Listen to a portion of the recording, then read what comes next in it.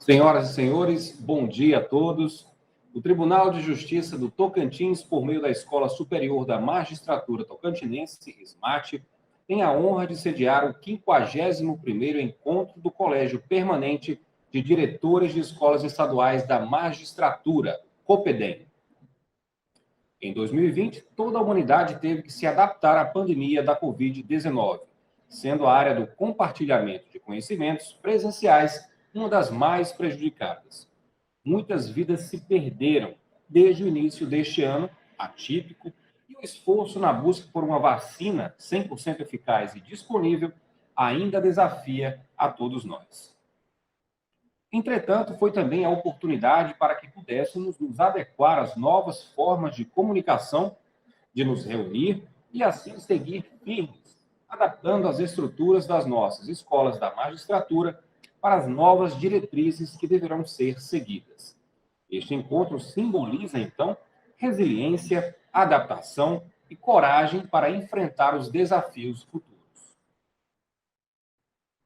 Neste evento, sediado em Palmas, Tocantins, de maneira virtual, esperamos que todos se sintam acolhidos, como se presencial este evento fosse, e que os debates dos temas propostos promovam o fortalecimento das escolas judiciais e da magistratura de todo o Brasil. Criado há 15 anos, o COPEDEM está chegando em sua 51ª edição de Encontro Nacional, que de maneira presencial já foram realizados em diversos estados da federação. Nesses eventos, foram debatidos assuntos de interesses das escolas estaduais, com a participação de diretores dessas escolas, bem como de representantes da Escola Nacional de Formação e Aperfeiçoamento de Magistrados, ENFAM, e da Escola Nacional da Magistratura, ENM, órgão da Associação dos Magistrados Brasileiros, AMB.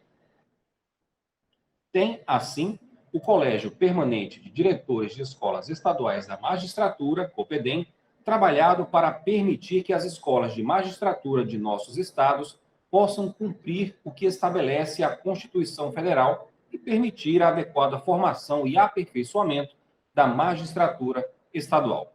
Portanto, sejam todos muito bem-vindos. Para a abertura oficial, convidamos o excelentíssimo senhor desembargador Marco Vilas Boas, presidente do Colégio Permanente de Diretores de Escolas Estaduais da Magistratura, COPEDEM. Desembargador Marco, a palavra está com o senhor. Muito obrigado, Adelson. Bom dia a todos, ilustres diretores de escolas estaduais da magistratura, academias judiciais e escolas associativas. Um grande abraço ao meu ilustre amigo Luiz Roberto Lisa Cury, que se faz mais uma vez presente, companheiro de caminhada nessa jornada do COPEDEM em prol do aprimoramento e do aperfeiçoamento dos juízes e dos servidores da justiça em todo o Brasil. Me recordo que em 2006, já o COPEDEM criado, que fizemos 15 anos em julho, estivemos no Superior Tribunal de Justiça por ocasião da instalação da Escola Nacional de Formação e Aperfeiçoamento de Magistrados, a ENFAM, então dirigida por meu querido amigo o ministro Nilson Naves, um mineiro de Lavras, que foi uma referência no Superior Tribunal de Justiça, e muito empolgado, então, com aquela pequena sala que se abria no Superior Tribunal de Justiça, já projetava o que seria, de fato, a ENFAM. E nós já estávamos em campo, né, atuando como diretores de escola, debatendo os temas de maior relevância e sempre, efetivamente, muito preocupados com diversas questões que eram muito recorrentes. As questões orçamentárias, que as escolas não eram providas de um orçamento razoável, viviam de pequenos repasses, né? Não tínhamos um corpo docente definido e tínhamos também problemas estruturais em relação a servidores. As escolas, de fato, praticamente existiam no papel, mas não funcionavam adequadamente. E isso perdurou por muito tempo, e eu me recordo que em 2009, reunidos em São Paulo, eu lembro que nessa reunião estava com o Rulli, que era o presidente do Copedem, e o Marrei, que era o nosso secretário executivo, que é o desembargador Luiz Marrei Witt, e começamos a fazer uma averiguação das atas do Copedem. O que de fato incomodava os diretores de escola, o que nós precisávamos verificar, diagnosticando problemas, né, mapeando tudo. E realmente nós chegamos a esses pontos que defini anteriormente. Eu pensei, então é hora de nós trabalharmos um planejamento estratégico para o Copedem que sirva de referência para cada uma das escolas. Mas isso só foi acontecer, de fato, em 2010, no encontro em Macapá. E, de fato, eu fui o relator auxiliar pela equipe da Escola Superior da Magistratura de uma proposta de planejamento estratégico básico, né, que apresentei. Está até o Jorge presente ali. O Jorge bateu nas minhas costas e falou assim: menino, você é um sonhador. Você fica sonhando muito alto. Você lembra, Jorge, disso daí? E aí eu me deparo com a situação do seguinte, porque a base ali tinha muito de ensino à distância, né, das tecnologias que nós já utilizávamos. Eu falei para eles: não, isso aí a gente já utiliza, é possível, nós vamos fazer. Depende de repasses orçamentários, né, de estrutura das escolas, mas nós não vamos desanimar, não, vamos seguir adiante, porque até agora ninguém falou que é impossível. Pode ser muito difícil, né, mas impossível não é. E agora chegamos numa situação que, por conta da pandemia de coronavírus, isso deu uma reviravolta total. Então, a resistência que existia ao ensino à distância e essas novas metodologias e técnicas, né, de ensinagem e o aperfeiçoamento, o aprimoramento continuado, porque era outra coisa que riam da gente também, Curi. Falava o seguinte: para que vocês querem ensino pós-graduado em escola de magistratura? Para que isso serve? Se pesquisa científica não serve para nada para vocês, vocês têm que julgar processo. Então, nós estamos mostrando que não, que o ensino profissional e a pesquisa científica, para aprimorar os mecanismos de justiça, as ferramentas, trazer inovações, tecnologias, né? Melhorar as nossas estruturas, e é essencial.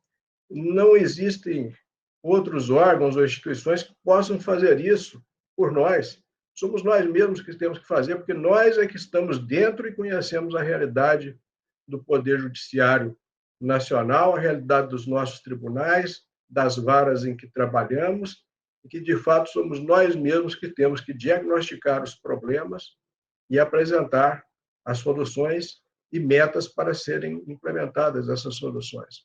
Então, por isso que nós trouxemos de volta essa temática, que já é recorrente no Copedem, porque nós precisamos de justificar muito da nossa participação nas gestões do tribunal, inclusive os repasses financeiros, não só em relação à execução de cursos, que podem ser estratégicos ou não, mas hoje, na realidade em que vivemos dentro dos tribunais, a participação das escolas nas estratégias dos tribunais é essencial, principalmente para compreender toda a gestão, compreender as necessidades da gestão, porque não trabalhamos apenas com aperfeiçoamento de juízes e desembargadores, mas também de servidores, diagnosticar os pontos fracos, né? E estabelecer as diretrizes, metas e ações dentro de um planejamento razoável para se atender a isso, com vista à atuação da escola na formação e aperfeiçoamento de magistrados e servidores. E essa é uma proposta do Copedem muito antiga. Hoje nós temos diversos adeptos, né? O que antes era crítica, hoje se tornou o comum. Quando nós implantamos os primeiros cursos de mestrado, eu lembro, olha, está Eurico presente, Silvio Romero, né? juntamente com o Leopoldo, o Jones, que estava presente também, fomos para Lisboa, juntamente com o Rudi, para fazer um curso que a SMAP sempre fazia. A SMAP é pioneira nos cursos internacionais, e eu disse para o Rudi, assim, vamos para lá, vamos conversar com os professores lá em Lisboa, para ver se a gente consegue fazer alguma coisa em cooperação no Brasil. E, de fato, era a ideia de todos. Então, nos reunimos lá com o professor Marcelo Rebelo de Souza, eu não esqueço dessa reunião, é que estávamos todos nós, o Silvio, o Jones, o Eurico, o Leopoldo Raposo, e aí começamos a pensar, juntamente com o professor Fernando Araújo, que foi um dos grandes articuladores dentro da Universidade de Lisboa, o primeiro curso de mestrado no Brasil em cooperação com a Universidade de Lisboa, que, de fato, foi desenvolvido com muito sucesso em Recife e em Lisboa.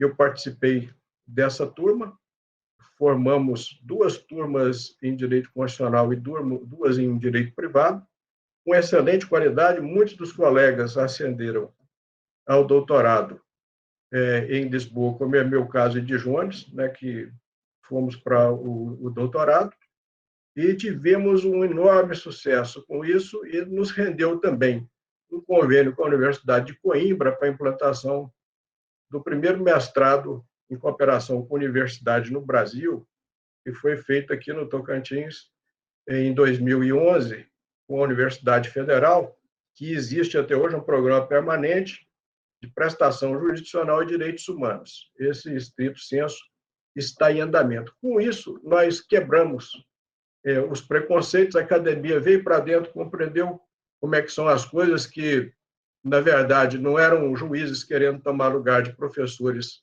na academia, mas que era uma pesquisa científica direcionada para outra finalidade, né, para aperfeiçoar a instituição, o poder, e, de fato, fomos muito bem-sucedidos nisso.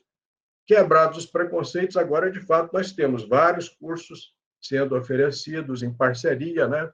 Eu quero destacar também o Rui Florencio, que, com o seu curso de mestrado oferecido lá na Espanha, ele conseguiu também, nesses primeiros momentos, quebrar muito preconceito em relação a isso, foi muito bem sucedido também.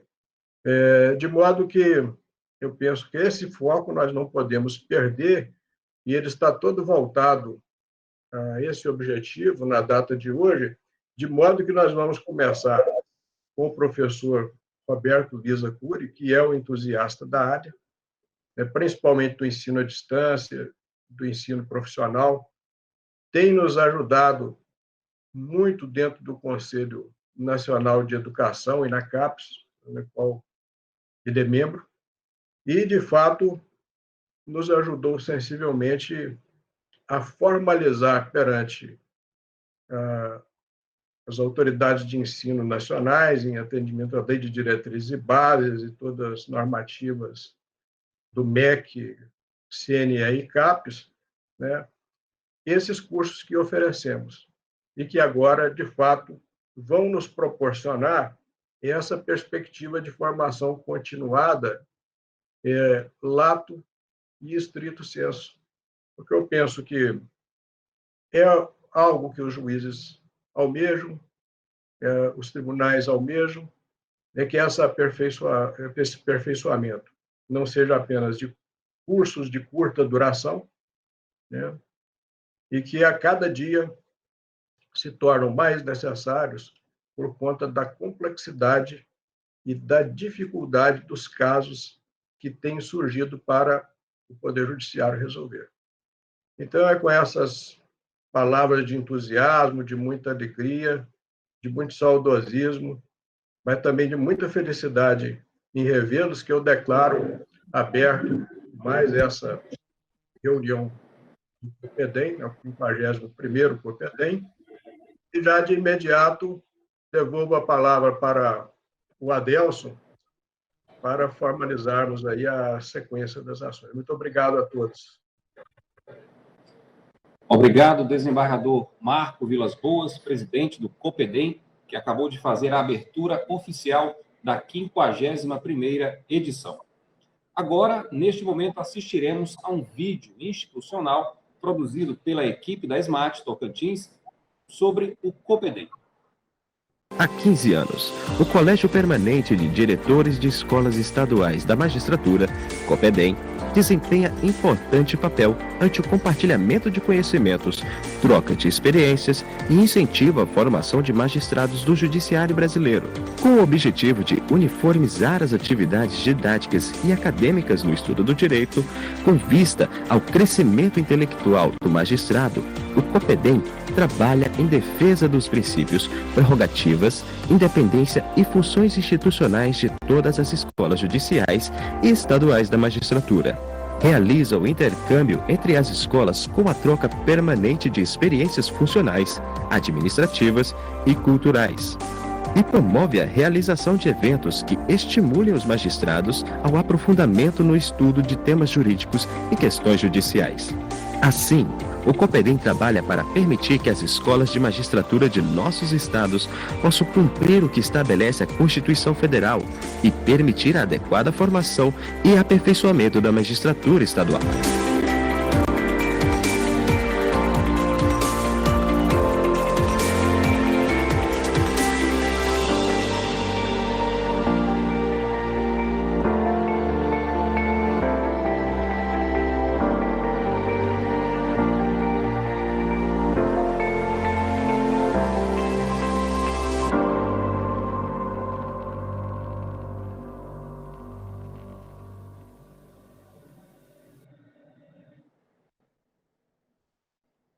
Neste momento, convidamos o professor doutor Luiz Roberto Lisa Cury, presidente do Conselho Nacional de Educação, que vai ministrar a palestra As Escolas Judiciais no Contexto do Sistema Nacional de Educação.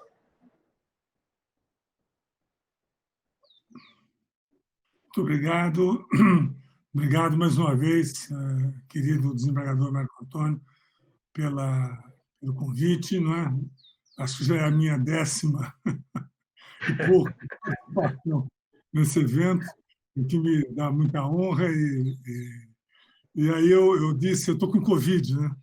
Estou saindo da Covid agora, estou ainda eliminando a Covid. E aí me disseram, você está bem para dar uma palestra? Olha, eu falei assim, se você quiser saber se eu morri, entra no Copedem, se eu não estiver lá é porque eu já morri. Como eu estou presente aqui, é porque eu estou vivo. Então, é uma honra muito grande estar presente aqui. Vocês me ouvem bem? Estivo boa saúde para você, Cury, que você se recupere rapidamente. Falta um pouquinho só. Correu bem, eu não tive muita confusão. Teve sempre, mas não muito. E é um prazer imenso, portanto, estar aqui. Eu vou fazer o que eu faço um pouco, né? Vou atualizar os seus senhores e senhoras, magistrados, acerca dos recentes dados do Censo de Educação Superior, que saíram agora semana passada, ou retrasada, e vamos falar um pouco sobre a educação e os desafios da educação no Covid, né? Especialmente a educação profissional, a educação no direito, o espaço imenso que também a Covid abre no sentido de rearticular, né, a formação e a busca do interesse dos estudantes, dos especialistas, pela continuidade do processo de aprendizado.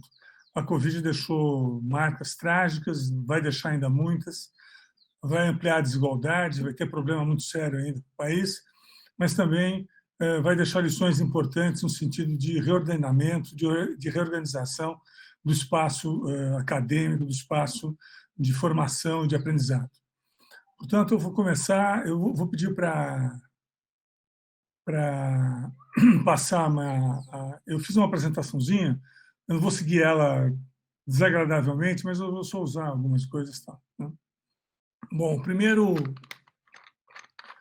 em primeiro lugar, eu quero dizer também que essa é o meu primeiro Copedem tendo meu mandato no CNE renovado, né? Nós temos perspectiva de renovação a cada 4 anos, por escolha do presidente da República, e eu tive a felicidade de ser novamente escolhido para mais um mandato de 4 anos. Parabéns, Cury. Você é essencial, não podia ficar fora. Olha, você não sabe o perereco que é. São mais de 200, 300 candidaturas por vaga. Aqui é o seguinte, eu queria só registrar esses dados aqui e fazer o seguinte destaque, tá certo? Os nossos estudantes de segundo médio, de ensino médio público, especialmente, ainda têm déficit de formação muito sério pré-Covid, né? 9% com aprendizagem adequada em matemática, 24% em língua portuguesa, e perto de 22% dos egressos alcançam o ensino superior. Isso ainda é um dado muito, muito ruim, né? E que nos remete a novos desafios em todos os cursos superiores. Pode subir. Pode passar. Bom, aí é a taxa de escolarização bruta e líquida, né? Nós estamos ainda com uma taxa de escolarização bruta de 37% e uma líquida de 21%. Significa que até 2024 nós temos que passar 21% para 35% e 37% para 50%. Um desafio ainda alto e um desafio previsto no Plano Nacional de Educação, mas o problema que a gente vai vendo na conversa não é só a taxa de escolarização, a matrícula. A gente tem que ver também o que acontece com a trajetória dessa matrícula. Vamos passar?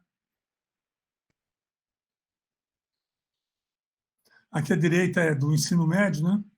A gente pode ver que o número de concluintes sobe discretamente, mas o número de matrículas cai no ensino médio brasileiro. Vamos lá.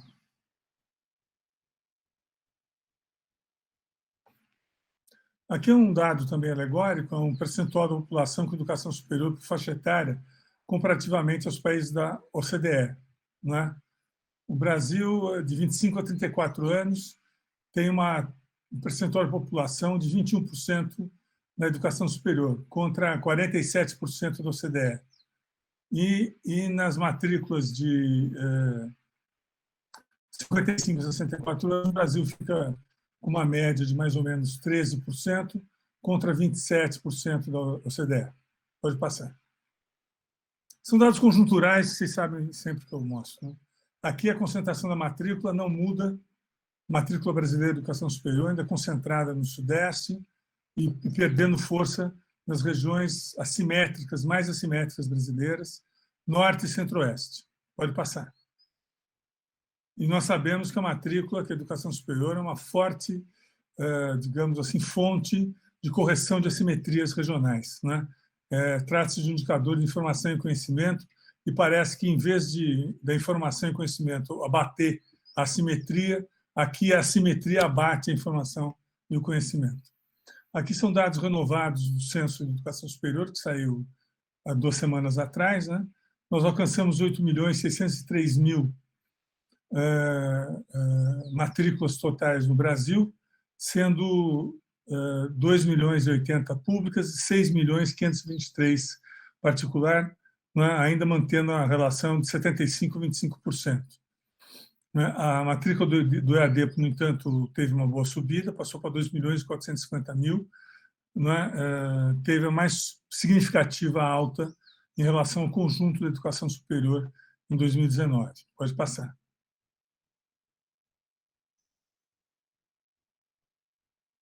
Aí o número de cursos, né, que vocês estão vendo, e, mais uma vez, a concentração desses cursos e dessas matrículas em universidades, né? Pela autonomia, nós já conversamos bastante sobre isso, a autonomia de abrir curso, de não requisitá-los ao MEC, faz com que as universidades tenham um passo de expansão muito acelerado. Então, a gente, em 2019, apesar de ter 198 instituições organizadas como universidade, tínhamos nela quase 4.500.000 matrículas. E, apesar de ter 2.019 faculdades, tínhamos nela menos de 1.650.000 matrículas. Essa é uma demonstração, na minha opinião, de desequilíbrio da expansão da educação superior, na medida em que a expansão aí se dá associada a 4 mestrados e 2 doutorados. Os 4 mestrados e 2 doutorados, que são exigidos para se constituir uma universidade, são exigidos por uma questão de ethos mesmo, de perfil institucional, de perfil acadêmico que se espera que a universidade forme, de diferença de uma universidade em relação a outras instituições organizadas como centros ou faculdades, né? No entanto, nos parece que muitas universidades alcançam os mestrados e doutorados apenas para se expandir como educação superior. Se você for ver as estratégias curriculares, as estratégias acadêmicas, mesmo aquelas que adviriam da formação de pesquisa, há muito pouca diferença entre um curso de universidade e um curso de faculdade, o que torna tudo muito aguado, tudo muito sem cabimento, e transforma a política de educação superior numa ação muito difícil de ser construída, porque a primeira barreira a essas políticas são as próprias instituições que se apegam às regras existentes para arrumar ou para se expandirem, para ampliar suas brechas de expansão, e não fazer dessas regras institucionais um formato de construção de políticas institucionais adequados, de políticas acadêmicas adequadas, capaz de fazer com que o conhecimento se elevasse. Se os mestrados e doutorados brasileiros tivessem uma vinculação institucional mais forte, tivessem uma vida ativa no processo de formação graduada, eu tenho certeza que a missão de vocês hoje seria muito mais fácil. Vocês teriam muito mais, digamos assim, ambiente cultural para ampliar a pós-graduação, para ampliar, né, a pesquisa e para associá-la à educação e à formação. Porque para que serve a pesquisa?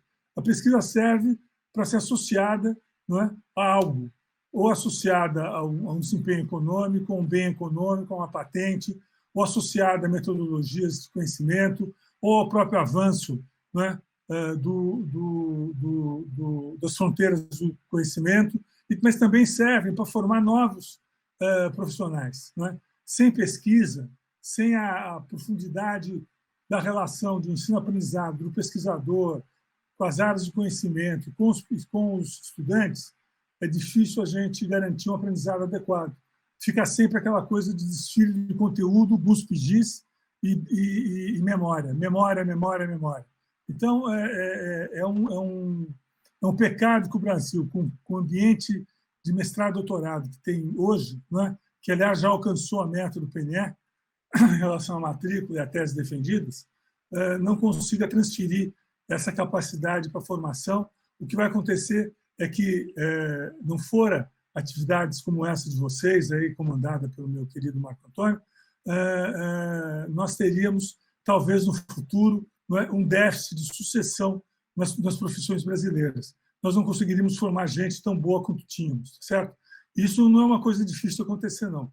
Isso acontece pela reprodução de um processo de aprendizado mórbido, um processo de aprendizado baseado em sala de aula, em memória, em conteúdos esparsos, desvinculado de competências, de habilidades, desvinculado de áreas práticas sistemáticas, desvinculado de desafios contemporâneos, e muitas vezes a pesquisa pode preencher esses vazios, e um bom pesquisador pode fazer com que estudantes aprendam fora da sala de aula, mas com a boa relação entre competência e conteúdo.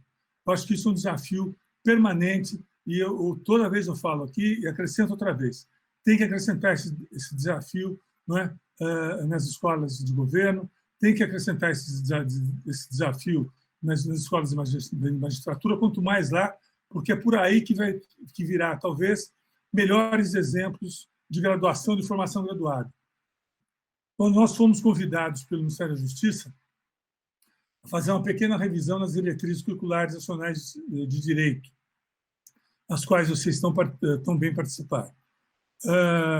Nós estamos estudando isso, e desde já convido o Marco também, para, se tiver algum aperfeiçoamento em vista às diretrizes, me passar, que a gente aproveite esse momento para essa revisão, tá certo?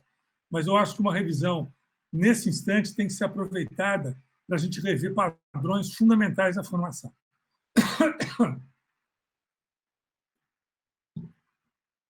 Especialmente desembargadores, especialistas. Especialmente aqueles voltados para a formação digital. Não é?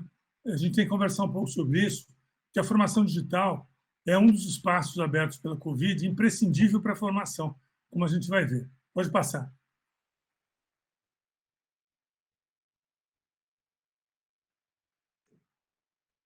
Bom, pode passar, já falei isso um pouco. Aqui é um dado interessante, que é o dado que eu também sempre ofereço a vocês, atualizado em 2019, a gente vê que, em relação à oferta e ocupação de vagas, há um dilema muito grande no país, né? A ocupação de vagas em 2019, em geral, no Brasil, chegou a 22% das vagas oferecidas. Foram oferecidas 16.425.000 vagas novas, quase o dobro da matrícula. No entanto, foram ocupadas 3.625.000. Né? Se a gente for para o EAD, foram oferecidas 10.395.000, ocupadas 1.394.000. Portanto, houve uma ocupação de 13% da EAD e 22% do conjunto das vagas. Em relação às particulares, a ociosidade é maior, né? E as públicas, a ociosidade é cerca de 36%, 34%. De qualquer maneira, mesmo 34% de ociosidade nas públicas é um pecado no país como o Brasil, com padrão de desenvolvimento na matrícula e com padrão de formação e conhecimento nosso. Não poderia haver 5% de vagas ociosas no setor público que as oferece gratuitamente e tem condições de oferecê-las de maneira agregada a outros benefícios. Né? Por outro lado, é absolutamente inexplicável que a educação brasileira ainda não tenha conseguido estabelecer uma visão da demanda, uma visão do que significa expansão, o que é uma agenda institucional. Esses números aqui demonstram, obviamente, um apetite descomunal por matrícula por parte das instituições privadas, mas também nos explica um processo completamente acéfalo de política institucional. Quem oferece 80% a mais de vaga do que pode preencher não tem política institucional, não sabe o que é demanda, não sabe o que é oferta, não sabe que região atua e não sabe que trabalho vai fazer com os estudantes. A diferença é muito grande. Como é que uma instituição se prepara para receber 1 milhão e recebe 15 mil? É muito estranho, entendeu? É importante que a gente tenha em mente que esse é um dos problemas sérios que a Covid veio, talvez, dialogar mais profundamente. A ausência de política institucional curricular. Não há política institucional curricular, não há política institucional acadêmica. Quando eu falo política institucional, me refiro às instituições de educação. Não é? Aparteado disso, a gente sabe também que o Brasil carece de uma boa política de regulação e avaliação. Carece profundamente. A política de regulação e avaliação que a gente tem hoje no Brasil é aquela que eu implantei em 97. É muito antiga, ela não foi atualizada e ela não foca nos estímulos adequados às instituições construírem as suas agendas, os seus currículos, os seus ordenamentos acadêmicos. Ela é construída no sentido de sancionar pontinhos para que a instituição fique ou não. Muitas vezes a instituição não tem condições de continuar, são ruins, mas alcançam os mínimos e continuam, quase que fora uma ressurreição indevida, tá certo?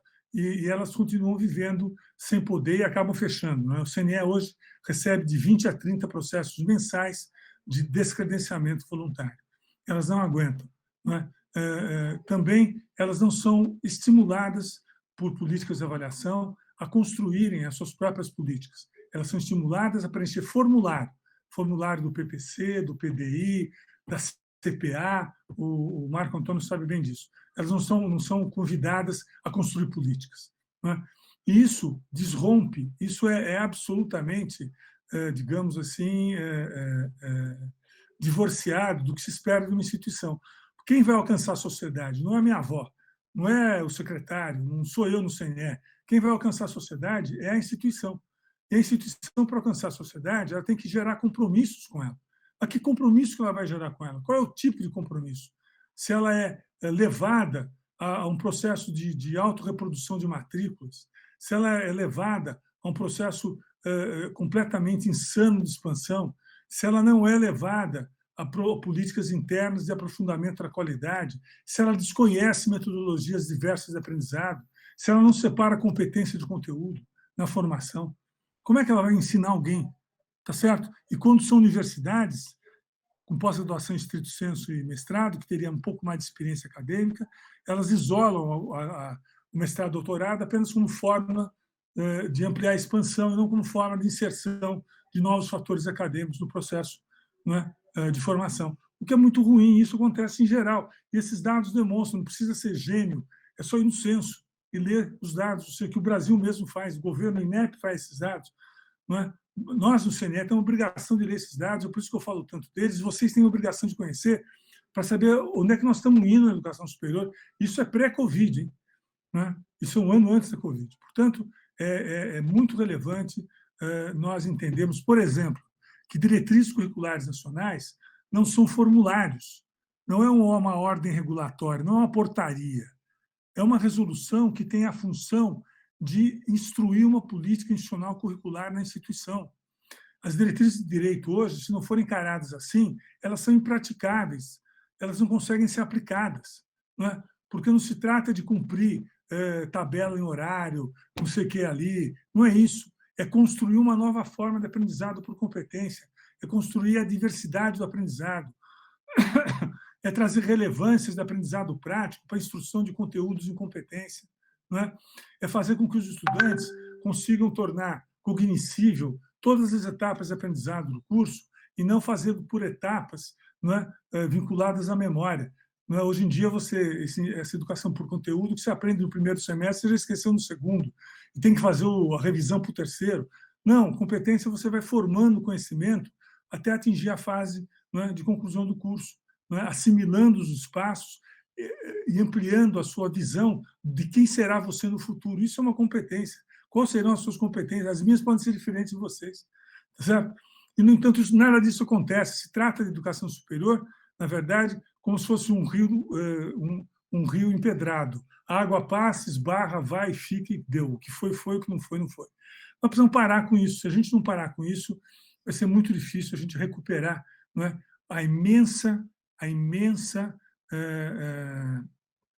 digamos assim, capacidade que o Brasil construiu ao longo desses 50 anos na ciência, na tecnologia, na inovação e em muitas profissões como no direito.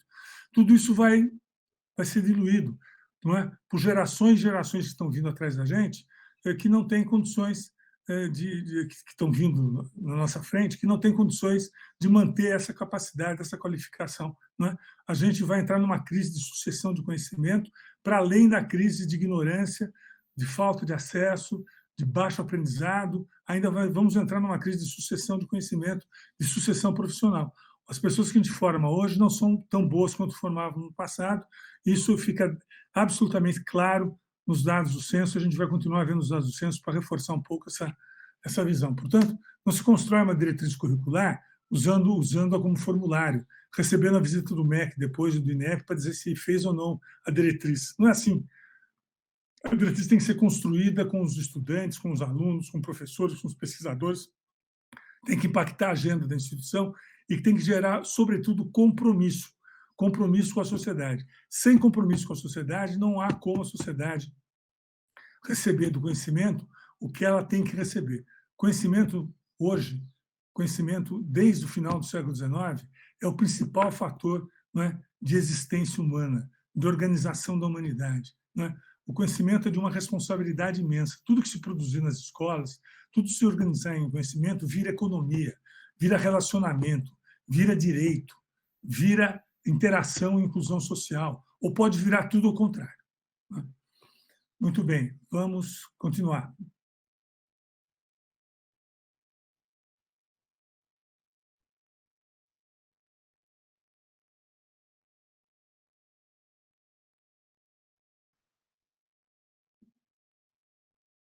Bom, aqui pode passar. Aqui é só uma introdução. Isso aqui é o número de ingressos nos cursos de graduação à distância. A gente vê que o bacharelado predomina a educação à distância ainda, podemos passar, 57%. E aí é uma comparação geral entre presencial e distância. Você vê que o presencial tem 56% total de matrícula, os cursos de distância já alcançaram 44%. Houve um aumento, portanto, de 20% em 2008 para 43% em 2019, na comparação distância presencial. Isso não é ruim, tá certo? Isso não é ruim. Isso também não significa que a obsolescência de quase 90% em curso à distância seja errada. Essa é certa.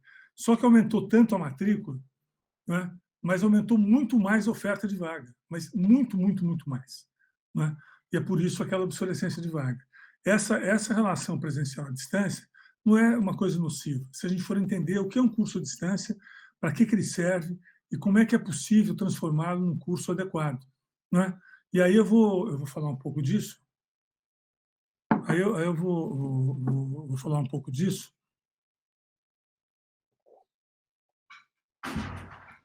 Que é muito importante. Veja,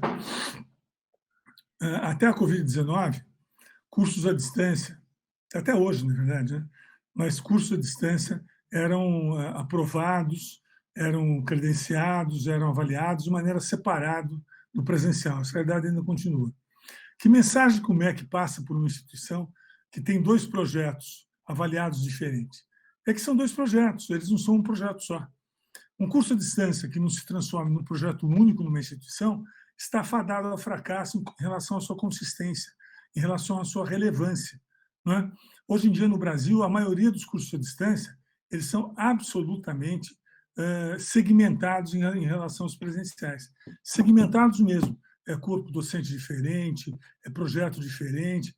É claro que o projeto curricular tem que ser igual, mas as diferenças vão se integrando no dia a dia e transformando-os, né? E de forma a que o curso de distância hoje no Brasil se pareça como um curso diferente do curso presencial, né? Isso é muito ruim, porque muitas instituições fazem o seguinte: curso à distância para mim é expansão, eu vou aumentar minha matrícula, o presencial eu vou caprichar um pouco mais. Isso é uma barbaridade, isso é uma segmentação mórbida, sombria com os estudantes, com a sociedade brasileira, não é? Porque está se usando de um estatuto legal para ofertar baixa qualidade. Isso não pode acontecer. Claro que isso não é conseguido comprovar, mas fica claro pelo índice mais tarde que a gente vai ver da evasão. Não é? Então, o que acontece com o curso presencial hoje? Os cursos presenciais hoje são cursos embalados em sala de aula, ensalados, à base de conteúdo, memória, cuspigis do professor, que são excelentes, são de primeira linha, mas não conseguem se libertar dos planejamentos tacanhos e conservadores das escolas. Eles não conseguem sequer expor na disciplina deles todo o seu brilhantismo, sua capacidade de visão da sua própria competência. Ele está fadado a reexpor conteúdinho, certo? Esse é o curso presencial. E qual é a restrição do curso presencial ao aprendizado? Não é? É justamente essa sala de aula. Vocês acham que um curso noturno, que, aliás, detém 68% da matrícula, é capaz de gerar aprendizado? O estudante trabalha o dia inteiro, passa 4 horas e meia dentro de uma sala de aula. Não é? Não consegue conversar com o seu colega, não consegue escrever, não consegue ler, nem tem acesso a qualquer atividade prática possível, a não ser aquelas obrigatórias de fim de curso. Para onde é que ele vai? Ele vai dormir e vai esquecer em 48 horas o que ele aprendeu sofridamente naquele dia, se é que aprendeu. Não é? Isso é imerecidamente uma tarefa docente. Isso é imerecidamente uma tarefa de aprendizado. Não é? Agora, esse curso presencial feito dessa forma é embalado, transformado em mudo e enviado à distância. Vocês acham que vai ter alguma efetividade de aprendizado forte? É claro que não vai ter. A culpa não é da educação à distância. A culpa é como esse projeto é desenvolvido e como é levado a ser ordenado e organizado. É possível ter curso de direito à distância? Eu acho perfeitamente possível, desde que seja feito com qualidade, qualificação, ordenamento curricular, práticas associadas, letramento digital, competências avaliadas, um corpo docente único, fortalecendo os aspectos gerais, e mais. Não é? O curso à distância, a partir das experiências da Covid-19, nos ensinaram o seguinte: eles passaram a ser compulsórios. Não tem mais curso presencial no Brasil desde março. Não é? E segundo o relatório do CNE, que falta homologar pelo ministro, talvez chegamos até dezembro de 2021 com essa possibilidade legal de continuar com o curso à distância. Agora, qual é a vantagem desse processo? Houve só desvantagem? Não, houve vantagem. Os cursos presenciais à distância se fundiram e as instituições começaram a entender: não, eu não posso fazer qualquer coisa, porque eu preciso restabelecer o laço de permanência do meu estudante com a minha escola. Não é? E se a evasão continuar a ser o que for, e maior ainda a educação à distância, eu perco todos os meus alunos agora. Então, é o seguinte, então, houve um esforço institucional muito grande, especialmente das instituições privadas, de redimensionar o espaço escolar, de reordenar as estratégias curriculares e organizar em cursos, digamos assim, não presenciais, de maneira única, capazes de fornecer qualidade de aprendizado, diversidade de aprendizado e, digamos assim, uma formação mais lúdica e tecnologicamente mais viva, tá certo? Isso, por outro lado, nos demonstra o quê? Nos demonstra que é possível boas plataformas digitais serem imprescindíveis para os cursos presenciais. Se o curso noturno presencial dispusesse de boas plataformas digitais e suporte de aprendizado, o estudante falava mais com o professor, falava mais entre si, teria tempo de escrever, teria tempo de atuar em atividades práticas, teria tempo de, portanto, construir o conhecimento. Porque aprender é construir conhecimento, aprender não é desenvolver a memória. Não é? A memória a gente desenvolve para casos temporais específicos com perda certa. Então, é importantíssimo que a gente tenha como concurso. É importante que a gente tenha em mente que a presencialidade e a distancialidade elas são muito relativas e a Covid as integrou de forma a proporcionar ganhos para que ensino presencial pudesse ter um espaço mais amplo de ensino à distância. Isso já acontecia antes da Covid. Né? Se eu for me lembrar, em setembro do ano passado, eu estava à frente de um processo muito interessante do CNE, que era o desenvolvimento das novas diretrizes curriculares de engenharia no Brasil, feitas com empresas, com indústria, uma coisa muito complexa. E recebemos uma verba da Fulbright e visitamos 5 universidades americanas, entre elas o MIT, Harvard, Cornell, por aí. Chegando lá, a gente viu o quê? Não havia sala de aula. Havia uma forte interação tecnológica para os presenciais. Né?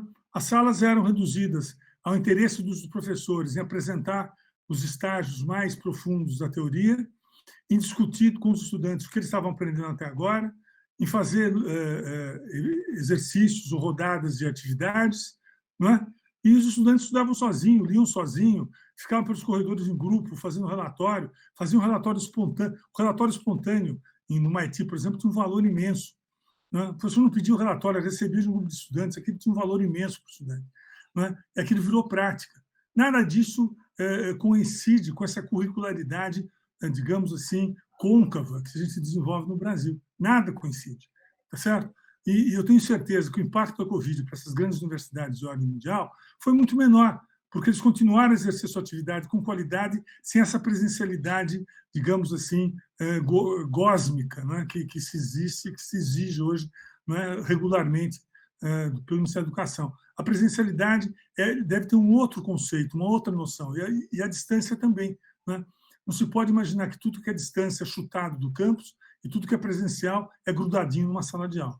Se for continuar assim, a gente não vai aprender nada com a tragédia, não vamos aprender nada com a Covid. Nós temos que aprender com a Covid novas formas de organização acadêmica, novas formas de organização curricular, novas formas de compromisso com a sociedade. Eu nunca vi tantas escolas juntas tecendo compromisso de aprendizado com seus estudantes. Houve, portanto, um mínimo de evasão por conta da Covid, embora a evasão no Brasil seja já alta, né? Mas isso são ensinamentos de rearticulação do espaço escolar que nós temos que apostar e que nós temos que aprofundar, tá certo? Vi tantas iniciativas boas aqui do Marco, aliás, passou agora aqui nessa retrospectiva, distância sem ser distância. Vocês já vinham pensando nisso, a gente mesmo discutiu isso em outras ocasiões. Nós temos que aprofundar esse debate, tá certo? Escolas mais flexíveis como a de vocês, mais amplas, corporativas e capazes de pensar profundamente a relação social entre o impacto profissional e a formação são aquelas que podem nos conduzir para um futuro mais adequado. Pode passar.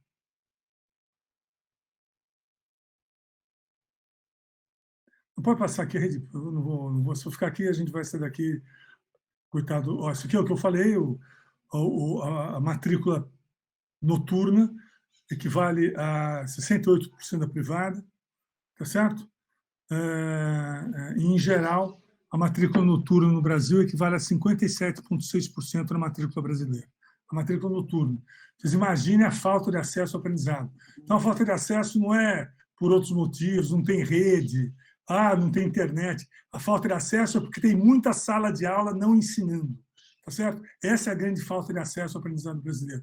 São quase 60% dos brasileiros que vão para o curso noturno e que aprendem pouco, aprendem menos ou não aprendem. Então, vamos para adiante. Há raras exceções, é claro, mas vocês entenderam a minha... Bom, aqui é interessante também, né? É um comparativo em 2009 e 2019. A gente vê que o curso de Direito é o curso pioneiro em matrícula, 831 mil matrículas, seguido por Pedagogia em 2019, né?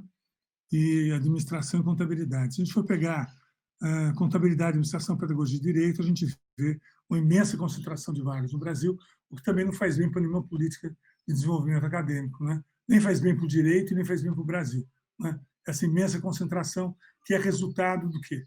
Resultado que a gente vai ver em seguida. Pode passar. Aqui, a evasão estimada em engenharia, só em engenharias, para vocês verem, né? Tá certo? A gente chega... Pode passar? Pode passar? Pode passar. Em engenharia, que é um curso dito como empregador, a evasão, a desistência estimada em 2018 foi de 55%, só em engenharia. Tá? Vamos para adiante. Aqui é a evolução dos indicadores por ingresso. A taxa de desistência é o vermelho, taxa de conclusão é o verde, e taxa de permanência é o azul, bem aqui em cima. Tá certo? Aquilo que eu estava falando agora do direito é isso. Quer dizer, quanto mais concentração você tem numa determinada área, quanto mais a matrícula se concentra, isso demonstra uma baixa capacidade brasileira de política de expansão, de política de educação superior, de vinculação entre competências e profissão, de demonstração para as instituições quais são as agendas de formação mais importantes para a região, para a economia e para a sociedade. Tá certo? Aí você coloca tudo num grande espaço, a maioria das suas matrículas. Direito, por exemplo. O que acontece? Acontece uma evasão muito maior. Por que acontece a evasão maior? Porque, obviamente, os cursos não têm estratégia de competência, não têm estratégia de formação, os cursos não desenvolvem um sentido de exercício profissional e são concentrados. Isso tudo é uma boa fórmula de você ter uma desistência dessas de 60% na educação superior brasileira em geral. Essa desistência é uma desistência histórica. Nós medimos essa corte desde que eu era presidente do INEP, desde 2016, e não muda. Agrava um ponto, mas não melhora. Por que não melhora? Porque isso demonstra a frustração dos estudantes com seus currículos.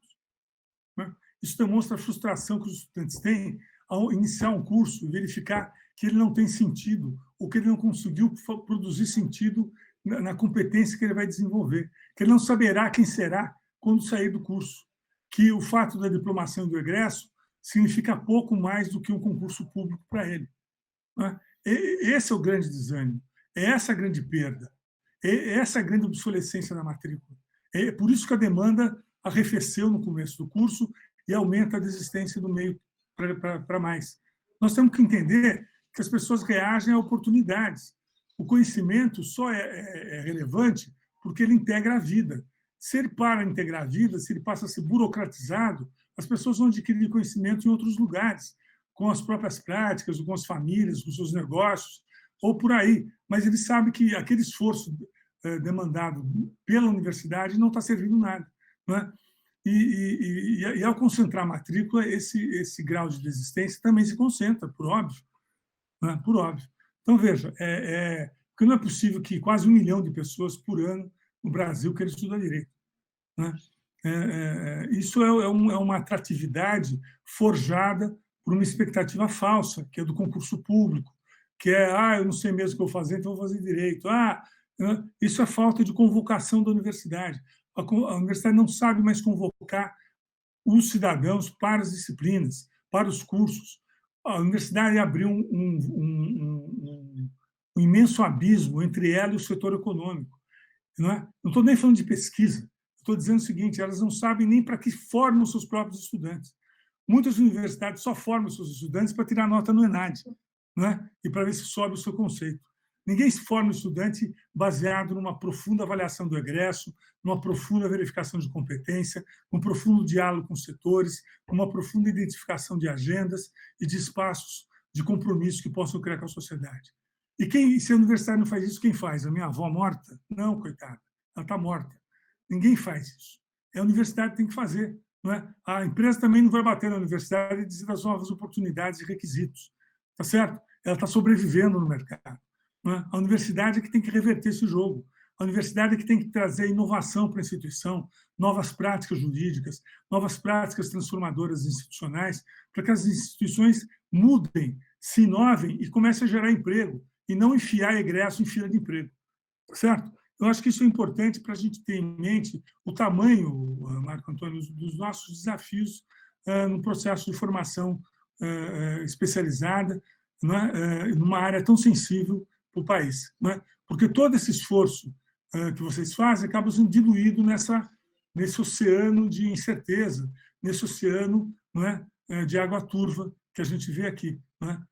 Quando o seu esforço cai nesse oceano, ele perde a identificação. É importante que nós saibamos perseverar em torno de bons programas, em torno de bons projetos, em torno de ações que façam com que a educação superior consiga, digamos, alcançar o que ela tem que conseguir, a transformação do país. Nenhuma outra instância ou dimensão conseguirá, apenas a educação brasileira. Então, estou acabando já a apresentação aqui. Pode pular. Mais uma.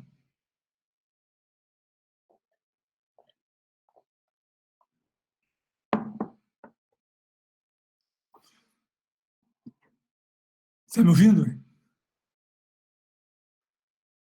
Podemos passar para a próxima? Obrigado. Aí a diferença de evasão entre presencial e distância. A distância tem 5% a mais de desistência do que o presencial, é aquilo que eu estava dizendo, tá certo? Os alunos entram, mas não ficam. Próxima. E aqui entre federal e privada. Você vê que as federais batem também 48% de evasão, o que é muito sério para um país como o Brasil, que sustenta cada centavo gasto com estudante público. Isso é jogar dinheiro no lixo. 47,6% de evasão e desistência retirada do sistema dos estudantes do sistema público federal.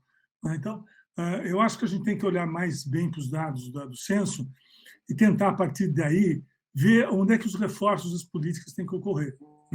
Eu fico falando aqui das obrigações das instituições, no entanto, se o MEC, através das séries do INEP, não organizarem, não reorientarem seu processo, e o próprio Conselho tem que mudar bastante, não reordenarem seus processos de regulação e avaliação, nós vamos sair da Covid como entramos, com as mesmas dificuldades, com as mesmas práticas e com os mesmos limites conservadores do que não pode significar uma educação para um país como o Brasil.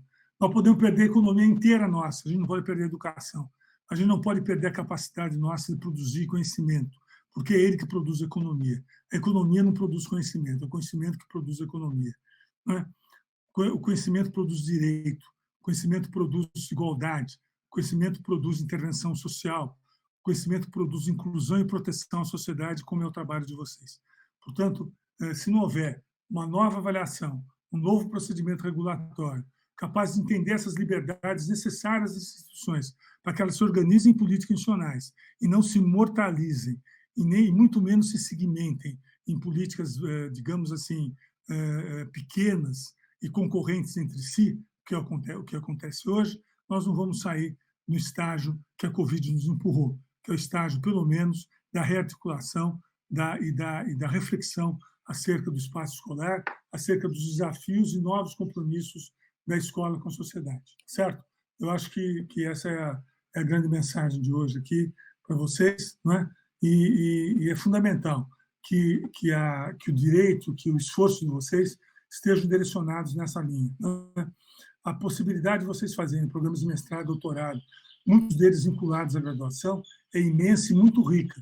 É uma estupidez o Brasil não criar espaços para que projetos como esse não se ramifiquem, não se amplifiquem em torno da especialidade, não especialidade de conteúdo, mas da especialidade de ação social que significa o direito no Brasil, né? E, para encerrar, mas não menos importante, eu gostaria também de lembrar o seguinte: o direito digital que eu venho falando desde o início, né? Veja, o que acontece com o currículo hoje? Ele é o mais conservador possível. Mesmo o direito que a gente mudou há pouco ainda é muito conservador. E vai demorar para não ser, né? Se continuar tudo como está, né? Porque também há vigilantes do conservadorismo, tá certo? Aos que tomam conta das comportas e não deixam ninguém abri-las. Para esses, é importante que a gente diga o seguinte: um profissional do direito, em ambiente pré-Covid, quando saía da universidade, enfrentava o seguinte: alto despreparo digital, a incapacidade de acompanhar os trabalhos dos escritórios e mesmo a advocacia pública, a dificuldade de trabalhar em cartórios e mesmo em tribunais, porque muito mais antes do que a gente pudesse imaginar, o sistema judicial brasileiro já vinha trabalhando digitalmente, né? Alguém disse de manhã aqui que o Marco Antônio mesmo disse, muito boa fala do Marco, muito relevante a sua iniciativa de estudar, né, o aprofundamento das relações não presenciais na relação do direito, tá certo? Né? Os embargos declaratórios, as explanações dos advogados, tudo é à distância hoje, mas já vinha sendo, né? Isso se confirmou com a Covid, mais um espaço que a Covid abriu de reflexão sobre o exercício profissional. Hoje, em Palmas, hoje pode haver 5 demandas do Brasil inteiro, com advogados do Rio Grande do Sul, de Rondônia, né, de São Paulo, de Minas Gerais, trabalhando em conjunto, numa causa única, né? Hoje, o desembargador Marco Antônio pode ter um despacho absolutamente essencial com o desembargador de São Paulo, tá certo? À distância, não precisa viajar para lá e ficar, né? Pode haver troca de pareceres, pode haver troca de sentenças, pode haver estudos mais abrangentes de sentenças e visualidades nesse estudo mais ampla, pode haver maior participação e colaboração entre advogados, magistrados, juízes, né, promotores, né? Isso tudo é letramento digital. Mas quando que diabo o estudante de direito aprende isso? Em que planeta? Não no Brasil. Embora a gente tenha colocado isso na diretriz, isso passa longe ainda, né? Isso foi quando colocado, nós somos muito criticados, né? Então, veja, é importante que nós tenhamos, sim, estágios digitais. Estágios digitais não significa que o menino não vai ver o cliente, significa outra coisa. Significa que ele vai aprender a lidar com o cliente à distância. Significa que ele vai aprender a lidar com o processo à distância. E significa que ele vai acrescentar conteúdos digitais às suas competências. Tá certo? Isso é um estágio digital. Não precisa ser todo estágio, todo NPJ, toda atividade, mas espaços de digitalidade, espaço de não pessoalidade no processo de formação de práticas é fundamental. Vamos inventar práticas próprias para isso, para que as pessoas aprendam, não é, a lidar com o afastamento, com a produção intelectual, coisa que ninguém aprende a fazer num curso presencial, porque é só sala de aula, e direito não tem experiência à distância. Não é? Sala de aula, sala de aula, sala de aula. Não é? Aí você coloca um menino que ficou 6.000 horas em sala de aula, dentro de um escritório, dentro de um fórum, ele não sabe o que fazer. O mais inteligente que seja, foi capaz de entrar no concurso, porque ele tem boa memória, né? Ficou 6 anos desenvolvendo a memória, tá certo? A memória dele acaba, né? Como a minha acaba, de vocês acaba, tá certo? Se não dormir bem, acaba mais rápido. Se beber e fumar, pior. Então, veja, é muito complexa a situação. Nós precisamos aprofundar a educação em torno de novos elementos. Eu acho que temos que incentivar teses digitais, teses que tratem sobre a educação digital no direito, teses que revelem o estágio atual da digitalidade nas relações de trabalho. Isso é muito importante. nós vamos aproveitar para rever as diretrizes de direito ao pedido do Ministério da Justiça, para ampliar esse espaço em diretrizes, mas ampliar profundamente, não ser tímido. E a gente espera o apoio de vocês, porque isso faz bem para o Brasil. Isso faz com que a profissão de vocês amplie capilaridade e reveja a rota de desqualificação constante que vem acontecendo. Tá certo? Acho que a digitalidade adequada ao processo de formação presencial. Presencial. É claro que é presencial. Não é? Você pode dar um curso sobre prática digital presencial, evidente, né? E perder esse ranço de que é presencial, que não é distância, né? Mas, assim, eu tenho certeza que vocês colaboram, como já estão colaborando, para que a gente reveja ou consiga refazer essa rota mórbida de desaprendizado compulsório na educação brasileira superior. Muito obrigado. Cury, parabéns. Muito grato por essa riquíssima e brilhante, esclarecedora conferência. E, de fato, nos abre horizontes para pensarmos no caminho a seguir, pois a tecnologia, a técnica e a ciência não podem ser utilizadas somente como ideologia do sistema. Elas têm que ser instrumentos para o desenvolvimento humano, desenvolvimento da sociedade, a transformação da sociedade. E isso se opera no campo dos experimentos pessoais, do diálogo participativo, ainda que à distância. Por isso, nós temos que reforçar esses links, né, de comunicação e de interação para consolidarmos as nossas democracias, né? Construirmos e aprimorarmos as nossas democracias através desses instrumentos. E isso é responsabilidade das nossas escolas. Fantástico, Cury, mais uma vez, é muito enriquecedor, nós ficamos muito felizes com a sua presença, e eu pergunto se você ainda tem algum tempinho aí para eventual... Não presencial e com Covid, eu posso passar a noite com vocês aqui. Privilégio. Então, eu vou fazer o seguinte, vou abrir para alguma pergunta, algum esclarecimento dos colegas. Então, está aberto. Quem se interessar em... Marco Antônio, me interessa, Rui Florencio. Pois não, Rui Florencio. Tudo bem. Parabéns, doutor Cury. Excelente palestra, realmente muito esclarecedora, aquilo que nós precisávamos ouvir e ouvimos, né? Muito bom. Eu gostaria de fazer um questionamento. Eu estou hoje coordenando o núcleo de mediação aqui no estado do Mato Grosso do Sul. E nós estamos tendo uma demanda, principalmente de bolivianos e paraguaios, que nós fazemos divisa com esses dois países, para passar a eles, né, as técnicas de mediação e conciliação, porque a divisa há muito conflito realmente, principalmente casos de família, né, questão de filhos, uma série de coisas, e que a mediação funciona muito bem. A Infam nos autorizou a tornarmos, na verdade, uma instituição formadora, paralelamente à escola, por se tratar de uma área muito especializada. Mas com base nesse contato, então, que nós estamos tendo aí com o Paraguai e com a Bolívia, nós percebemos que existem outras necessidades maiores dentro do campo do direito, principalmente por causa do Mercosul, né? E agora com essa possibilidade de ensino à distância, tudo isso. Eu perguntaria ao senhor qual é a possibilidade de nós construirmos cursos de graduação, pós-graduação, em convênio com universidades estrangeiras, mas que sejam oficializadas no Brasil. Ou seja, pegar os professores da Bolívia, que são muito bem preparados, por incrível que pareça, do Paraguai, que também temos excelentes professores, da Argentina, que também quase divisa nossa aqui, e montarmos cursos, né, interdisciplinares e também internacionais, na verdade, com certificação brasileira. Uma pergunta que eu faço ao senhor, que tem despertado muito isso. Eu acho, como tudo nesse país, já passou da hora de a gente fazer isso, desembargador. Pelo seguinte, a gente vive sempre sob a ameaça do mal feito, né? A regulação brasileira da educação, ela persegue o mal feito, ela não persegue a solução, ela não persegue a perspectiva, ela não persegue a abertura ou alcance social, ela persegue o mal feito. vai dar mal feito. Isso não pode, isso aquilo não. Espera aí, não, tirou 2,9, não, tirou 2,94, pode.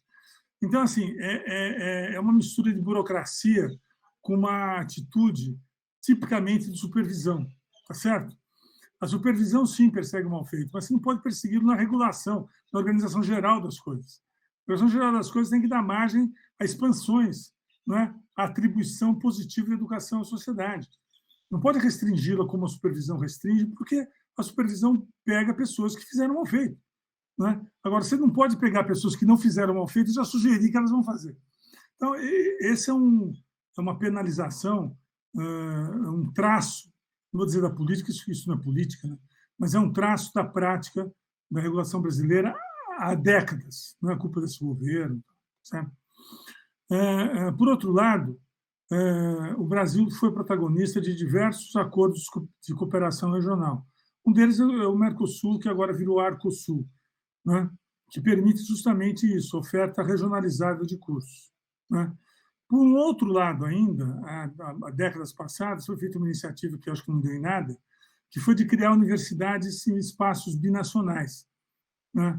Aquela da fronteira sul, aquela não sei o quê. Eu fui dar uma palestra na Fronteira Sul e perguntei para o reitor, à época, quantos cursos ele estava dando junto com o Uruguai e com o Paraguai. Nenhum, obviamente. Né? Só era o nome da escola, né? Fronteira Sul, e acabou. Por quê? Porque o MEC não deixa. Mas como é que o MEC abriu uma faculdade federal e não deixa dar curso cooperado?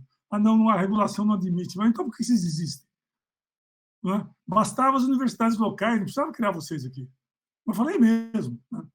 Quer dizer, obviamente não foi muito bem recebido no ambiente, mas é muito ruim isso.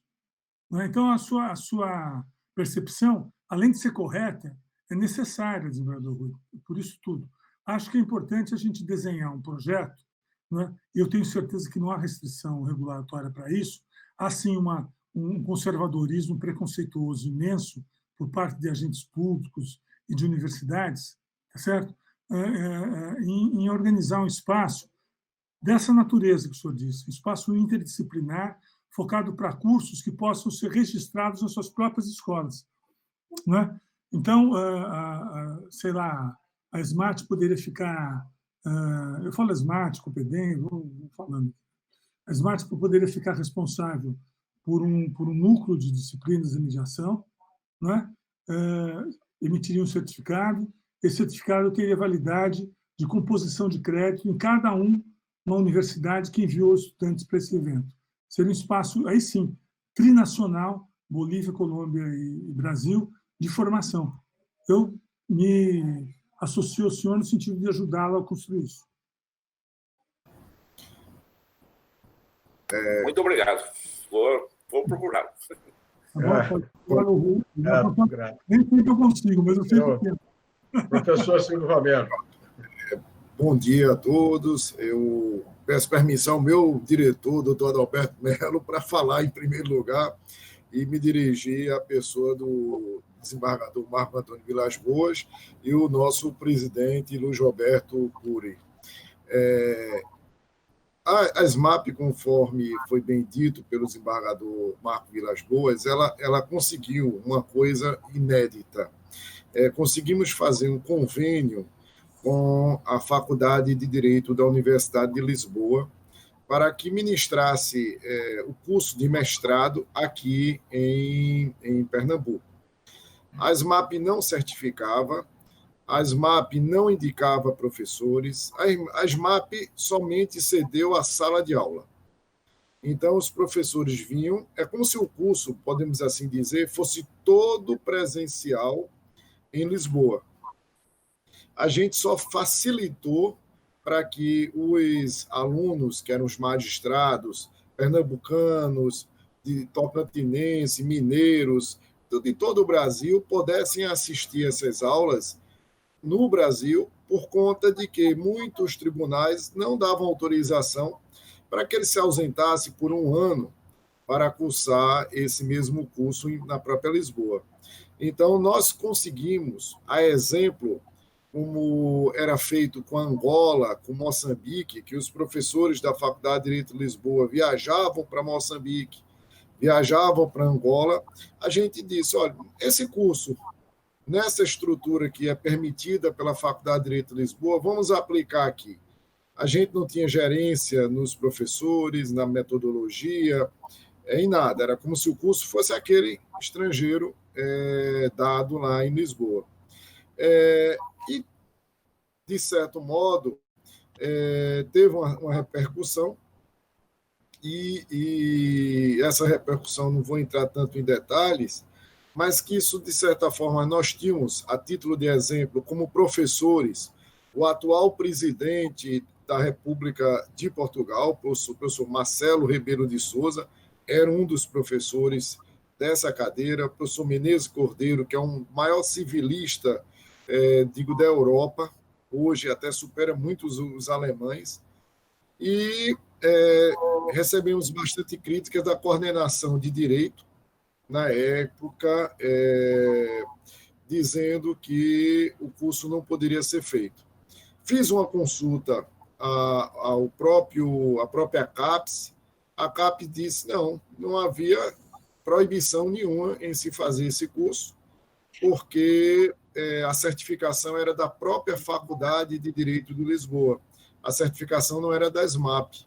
Como a certificação era deles, a gente não teria qualquer problema em relação a isso. Mas hoje, querendo renovar esse mestrado, e eu sou, assim, de certa forma, consultado quase que permanentemente, vamos renovar, a própria Faculdade de Direito de Lisboa se sente insegura em renovar com a gente se não tivesse um documento oficial do Brasil dizendo não tem problema, porque, infelizmente, a fake news que colocaram em relação a esse curso foi muito grande. E aí ela terminou virando uma certa verdade, porque todo mundo jogou essa fake news.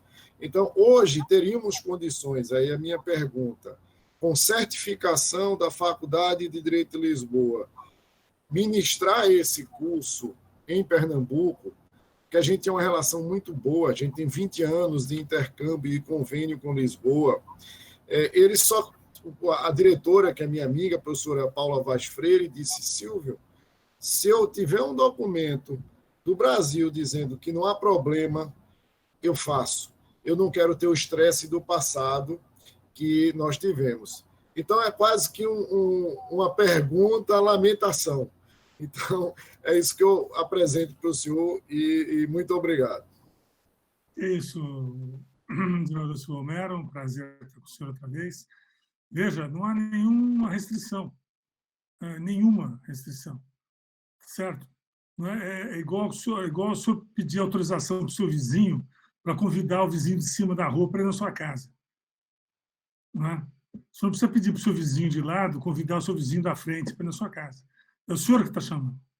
Não é? Isso é mais uma daquelas sandices conservadoras, aqueles temores infundados que se baseiam na limitação e não na expansão que o país precisa. O país com o mercado que tem o Brasil, o espaço que tem de estudantes no Brasil, a base de ciência e tecnologia, que ainda é a 15ª do mundo e ainda produz 3 ou 4 ou 5 universidades entre as 10 melhores do mundo em qualquer ranking que for.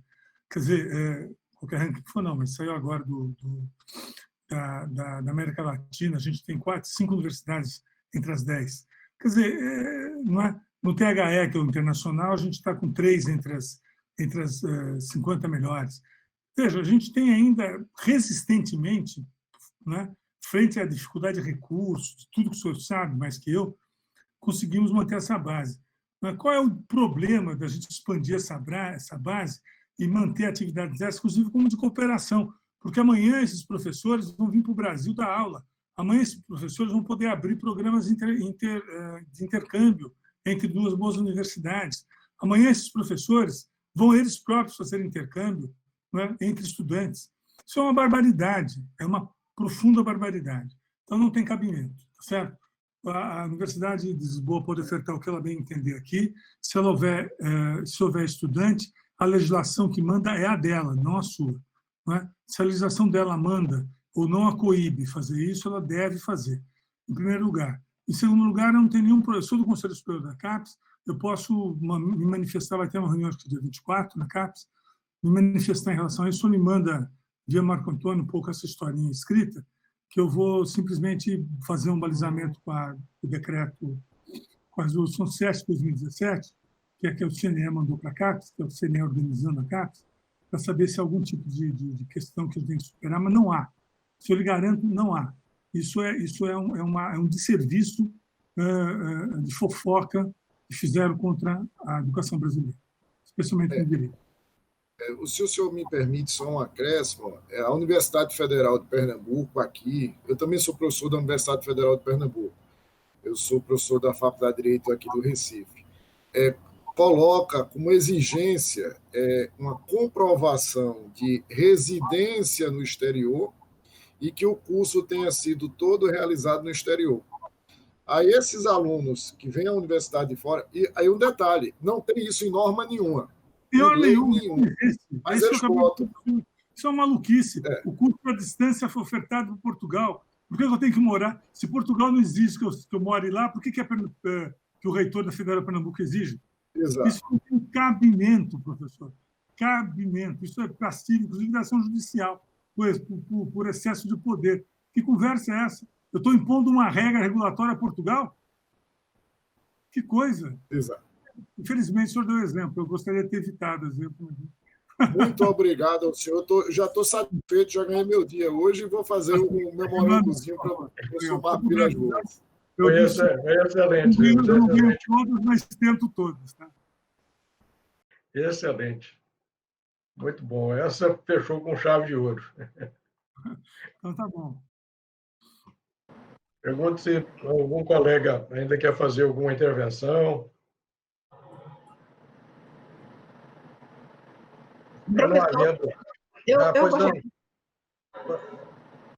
Pois não, Joaninha. Aqui na Bahia, nós temos duas escolas. Uma escola associativa, que é da Escola da Associação dos Magistrados, e uma escola cooperativa, que é a Universidade, a Unicorp. Então, essas escolas podem fazer convênio com escolas particulares? Todas duas? Isso é usado mais para a escola corporativa, associativa. A corporativa fica limitada por causa do Tribunal de Contas, mas ela poderia fazer isso? Fazer convênio com escola particular? Eu não conheço a legislação do Tribunal de Contas do Estado, certo? Mas eu não vejo problema em numa corporativa expandir o seu grau de cooperação e de interação, tá certo? É outro limite imaginário. Por que não pode fazer uma cooperação? Se a senhora não vai, digamos assim, documentar nada que a senhora não possa documentar, a senhora não vai registrar nada que a senhora não possa registrar, a senhora vai construir um processo. Por que não pode? Eu não entendo por que não pode.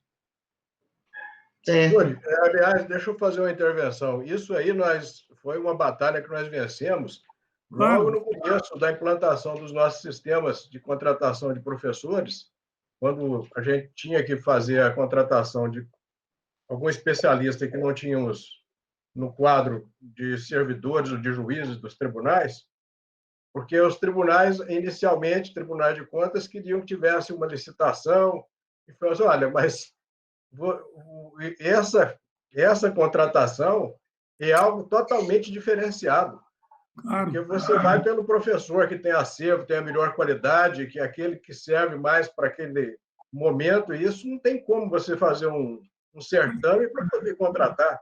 É um absurdo. Mas, olha, talvez o Tribunal de Contas da Bahia seja um dos únicos do Brasil que tenha essa visão equivocada, ou seja, em relação à contratação de convênio, viu, Joanice? Ou em relação à contratação de professores. Isso, de fato, não é cabível mais. Não tem espaço, não tem lugar.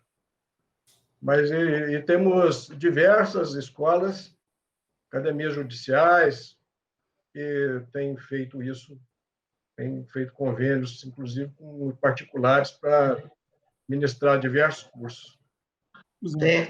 Fico feliz com isso. Para você ter uma ideia, atualmente nós temos dois Dinters aqui na SMAT. Um com a PUC do Rio Inclusive, esse eu estou fazendo mais um doutorado na PUC do Rio. E temos outro com o UniCeub. Então, estão contratadas. Ótimas duas escolas que vão trazer excelente. frutos. Isso é uma barreira que vocês têm que suplantar na Bahia.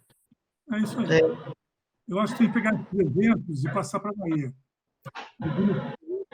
Desmontando com dados. Excelente. Né? Eu fui secretário de Cultura de Campinas, Marco. E quando eu era secretário de Cultura de Campinas, o maestro era o Benito Juarez. Ficou muito conhecido no Brasil pelo Concertas Diretas. Né? Era um maestro de grande qualidade nacional, talvez o melhor. E aí uma prefeitura queria nos contratar, acho que a prefeitura de São Paulo mesmo, para fazer o Concertas Diretas. Na época do Dr. Ulisses, tal, tudo ali, né? Aí eu falei, tudo bem. Aí veio um agente do Tribunal de Contas falar comigo e falou, não, mas nós vamos ter que licitar. O senhor vai licitar o maestro? Eu falei para ele. Eu tenho que licitar o maestro. Falei, bom, se eu abrir uma licitação, ela tem que ser internacional, porque para o erudita não vale a nacional. E se entrar o cara, o senhor paga 3 milhões de dólares para ele? Entendeu? Não tem o menor cabimento. Você vai licitar um maestro, pô, que tem a sua qualidade, a sua capacidade, a sua vinculação àquele evento. Né? Aí ele desistiu e fez o programa com o Benito Juarez. Não dá, vai ficar o Eleazar de Carvalho e o Benito Juarez, quem cobra menos? Isso não existe. Né? Para a ciência, tecnologia, conhecimento, o processo tem que ser feito de forma a construir o país, tá certo? E não a elevar a regra. Verdade. Professor Marco Antônio. Pois não. Adalberto.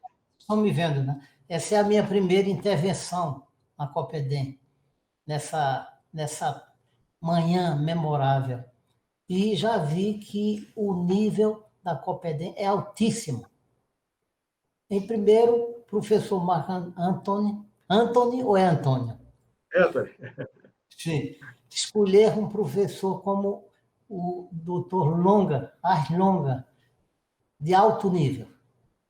Aí aquilo me faz lembrar que... É o Roberto Dizecuri, Adalberto. Ars Longa é meu e-mail. É Luiz entrou com o link do assessor. Então tá o nome... Eu gostei do nome, Mas o que importa foi o conteúdo de sua manifestação, de sua aula. Mas eu quero dizer que, para dirigir uma escola judicial, temos que ter bons diretores. O diretor tem que ser bom. Aí me lembra um ensinamento de meu pai que dizia assim: dizes com quem anda que te direi quem és, te direi quem és. Pois bem, o que é que eu constato hoje, e com muita alegria? Que escolhi muito bem minha assessoria. Dr. Silvio Romero, meu juiz supervisor da escola. E outro, de grande relevância, Dr. João de Figueiredo, meu diretor emérito, permanente. Então, eu quero dizer que estou muito satisfeito, lamento não ter participado ativamente nos meses anteriores, mas a partir de agora sou fã número 1 do professor Marco Antônio Vilas Boas. Obrigado. Muito gentil, Adalberto. Seja muito bem-vindo. Um privilégio. Me permita, Marco Anthony, para dar uma entonação constância, né? Eu queria aproveitar apenas alguns minutos do precioso tempo desse egrégio colégio para, mais uma vez, dizer da minha satisfação em ouvir o professor Cury, né? Essa deve ser a 5ª ou 6ª vez que ele comparece, e sempre com essa disposição. Eu gostaria de dizer que lamento que um país como o nosso, nós não tenhamos um ministro da educação à altura, porque nessa seara tem homem dessa qualidade, doutor Cury. Por favor, continue. Professor Cury, nós estamos em campanha para ser o próximo ministro da Educação. Pois eu noto uma certa exasperação diante de tanta mediocridade que o circunda, mas eu enalteço o seu idealismo, né, a sua persistência e dizer que todos nós precisamos, no Brasil, de homens do seu quilate. Muito obrigado por ter nos brindado com essa palestra magnífica dessa manhã. E Marco Antony também está de parabéns por tê-lo mais uma vez trazido para Obrigado, George. nos brindar dessa forma. Obrigado. Thank you, Lord George. Carinho. Muito carinho, hein, Marco? Muito obrigado por mais prazer. Que Olha, privilégio, Curi. Tem algum restinho de pergunta e hoje curou, viu? Uma manhã luminosa. Sua presença nos traz um ânimo muito grande para prosseguir nessa caminhada. Bom, então, assim, não havendo mais assunto para tratar nessa manhã, eu devolvo a palavra ao Adelson, nosso cerimonialista, para ele concluir os trabalhos e dar os avisos que são necessários. Eu só queria reforçar o prazer pessoal, a admiração por vocês, pela persistência da escola. Quero outra vez terminar o seguinte: essa é uma organização nacional diversa, da qual dependerá a educação jurídica e a prática jurídica no Brasil. Vocês têm uma responsabilidade muito grande. Muito obrigado, Curi. Muito obrigado. Conte conosco. Desembargador Marco, muito obrigado pela concessão da palavra. Agradecemos ao doutor Luiz Roberto Lisa Cury, presidente do Conselho Nacional de Educação, pela sua apresentação e também a participação de todos nesta manhã, ressaltando que as atividades retornam a partir das 14 horas e faremos agora um pequeno intervalo. Desejamos a todos um bom almoço. Até mais.